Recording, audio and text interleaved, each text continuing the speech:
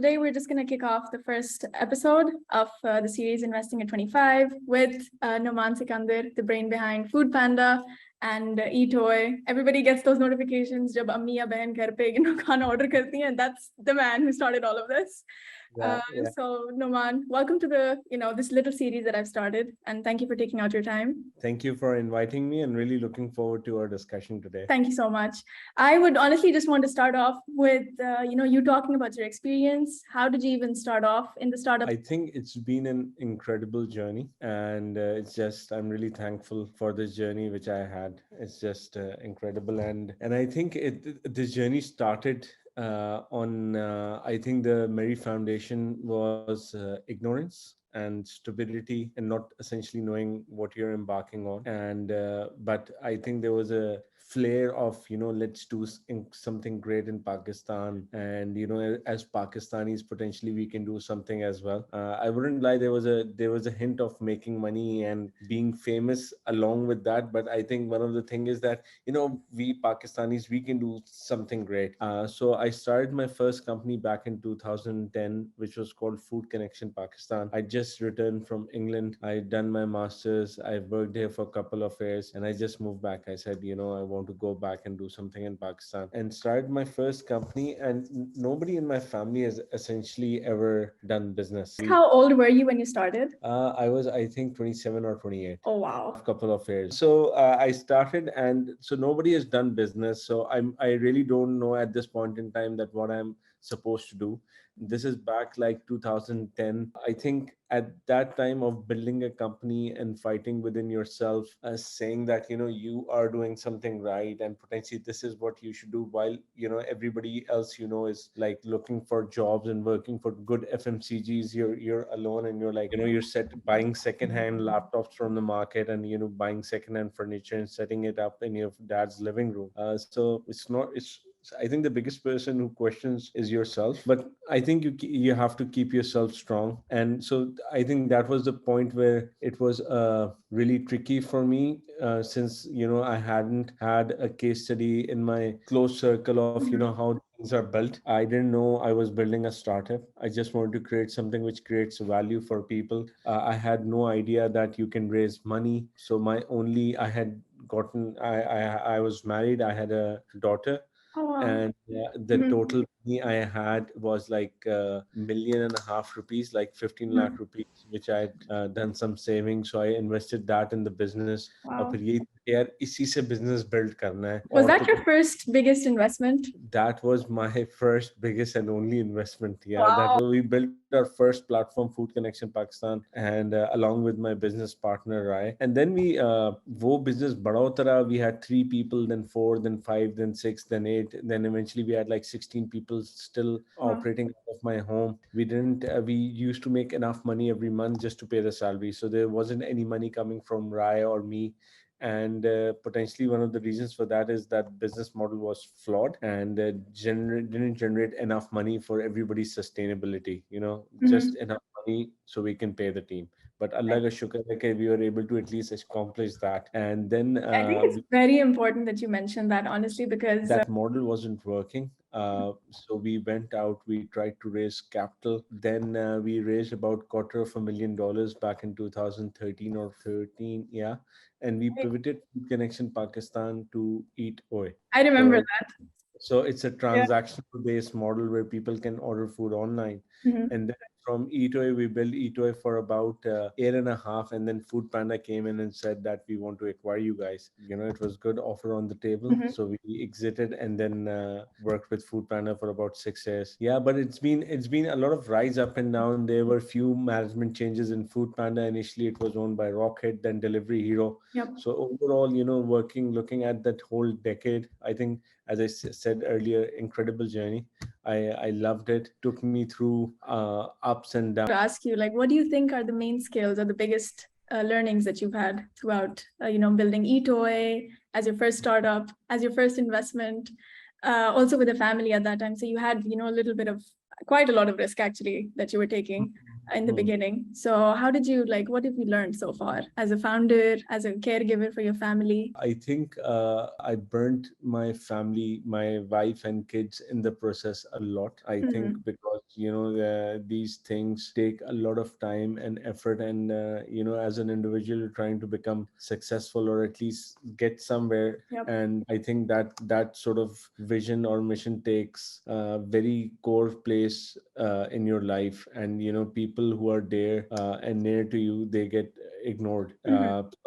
I think moving forward in my life, it is my family is very important for me, and I think having a good balance between the two is very critical. I think another thing which I learned is I would like to think that I am an individual who is able to see things clearly before other people. Right. And Mhm. I'm able to understand things much clearly, but that voice inside of me which tells that this is what you should do exactly, I've started to believe in that voice and my own personal whatever you call it, acumen or Yep. insights. I've started to believe more strongly as opposed to before. One more thing which I learned running Food Panda is you work really hard for air, 2 years, and then you would want some sort of stability to come in, things get smoother. But running Food Panda, and especially, in a country like Pakistan where Yeah. things are evolving, changing, and the e-commerce landscape is changing, and the company in itself is changing, for the first 2 years, I kept on fighting that, one day things will get better and, things will get but eventually I realized that change is inevitable, and the sooner I understand that I have to continuously change myself, my capabilities, the business, the more comfortable I will get with the reality. I think it's a really important point that you made here, but I would really want to know like about the shift in the mindset that I can already, hear in your answers from when you started and where you are right now. But I would love to hear more about the shift in your goals, because I believe that, especially someone who's been through all these ups and downs professionally and personally, and a lot of learnings that you've had along the way, how have your goals shifted? Like, what sort of goals did you have when you were, let's say, in your 20s, and what sort of goals do you have right now? I think goals were triggered essentially, which were materialistic. Hmm. I think, money and fame and, whatever the materialistic goals are, right? And I think with maturity, with greater learning of religion or Sufism or Hmm. life, and, spending time with your loved ones and, giving them full attention is priceless. As you spend more time in, religion and understanding your origin and your purpose of life, Looking and inwards, basically. looking inwards, right? Yeah.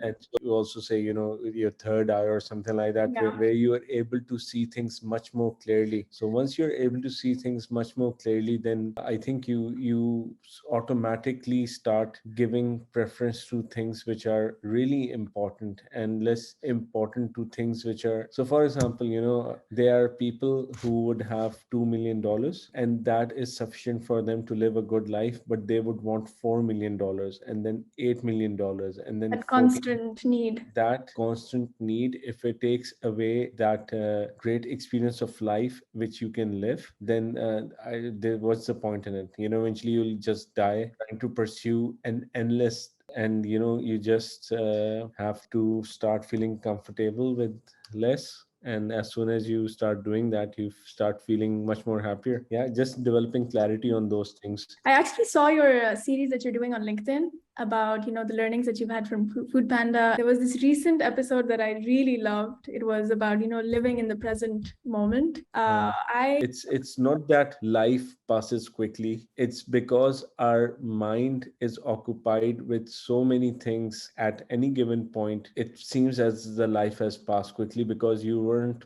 able to focus at any given point at time. So I personally think that a person who has the capability to focus on what's happening right now, rather than his or her mind occupied with 10 different unnecessary topics, will have the ability to manage a much more complex day much more easily, because you're able to focus, you're able to increase your efficiency, you're able to accomplish more, because you have so much focus on particular things.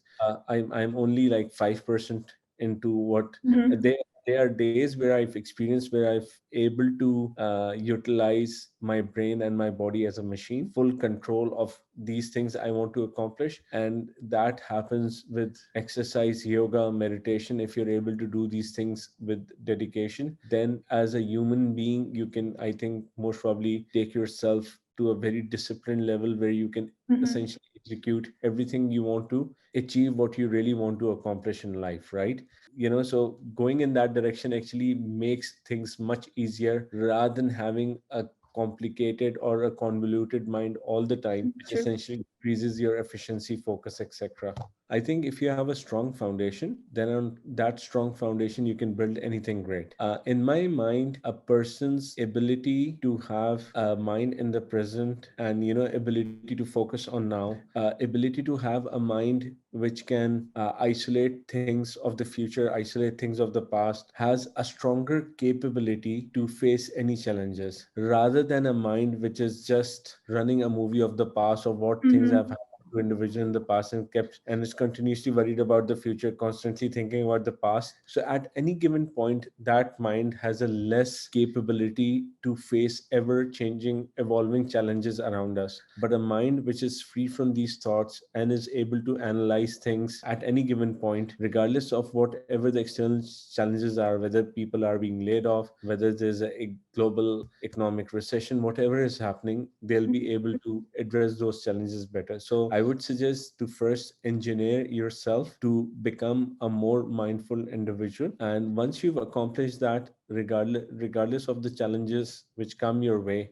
you'll be able to address them in a better way. Comes in your mind when I say, how should a 20-year-old or someone in their mid-20s invest their money? Education. Investing their time. Yeah, I think traveling, having fun, exploring life, apart from religion, apart from anything, just go out, explore, and only then you'll find your path. And what would your advice be to a young, let's say 20-year-old, a fresh graduate, looking for a job or wanting to start their own thing in the future? Apart from somebody who's done business, I'm bit of somebody who listens to myself very, very strongly. Whatever I feel, whatever the voice comes inside of me, do this, Naman, do this. I try to listen to that very profoundly. So I think as a human being in this life, we are always trying to, find answers, find our place in this world, trying to reach out to the truth as much as possible. I think this is the time when you really embark on your journey to find answers to things firsthand rather than building your beliefs or yourself on things which you have heard from other people about the norms of the world. So this is the time when you go out, you travel, you meet different people, you have all sort of experiences of life, you try to learn about different religions, and then what would happen is you'll start seeing things